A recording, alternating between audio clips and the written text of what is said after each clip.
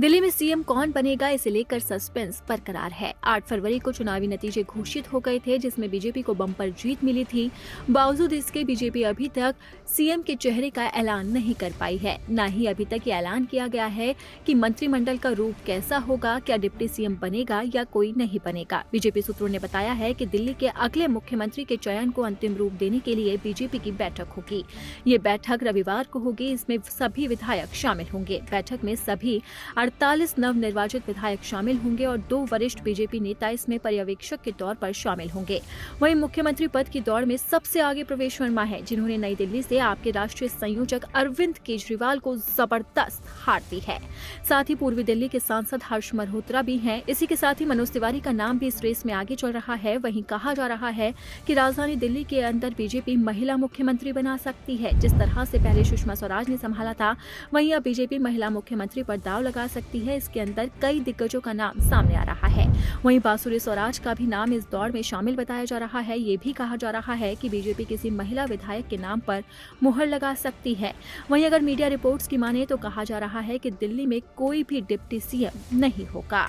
अगर हम बीजेपी के इतिहास को देखें तो बीजेपी ने जिन राज्यों में जीत दर्ज की है, वहां पर डिप्टी सीएम बनाए हैं, चाहे राजस्थान की बात हो या फिर चाहे छत्तीसगढ़ और मध्य प्रदेश की बात हो। लेकिन दिल्ली में कहा जा रहा है कि बीजेपी किसी को भी डिप्टी सीएम नहीं बनाएगी।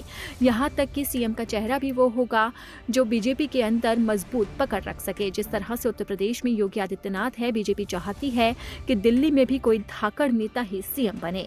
दिल्ली में लगभग 27 सालों के बाद बीजेपी को सत्ता मिली है। विधानसभा की 70 सीटों में से 48 सीटों पर बीजेपी ने विजय प्राप्त की है, जबकि आम आदमी पार्टी को करारी हार का सामना करना पड़ा है। आम आदमी पार्टी को सिर्फ 22 सीटें ही मिली है।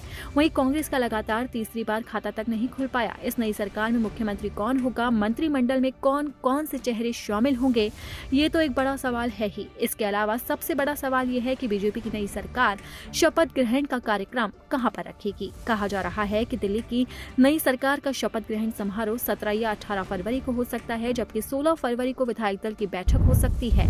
प्रधानमंत्री नरेंद्र मोदी के आने के बाद मुख्यमंत्री के नाम पर मुहर लगेगी। नई सरकार की रूपरेखा तैयार की जाएगी।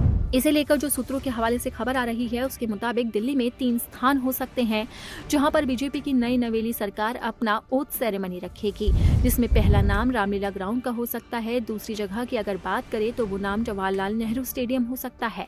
इसी के साथ ही तीसरे स्थान की अगर बात की जाए तो भारत मंडपम में भी बीजेपी जबरदस्त शपथ ग्रहण समारोह का आयोजन कर सकती है। आपको बता दें कि 27 साल के बाद बीजेपी को दिल्ली की गद्दी मिली है और इसीलिए बीजेपी शपथ ग्रहण समारोह को भव्य बनाना चाहती है।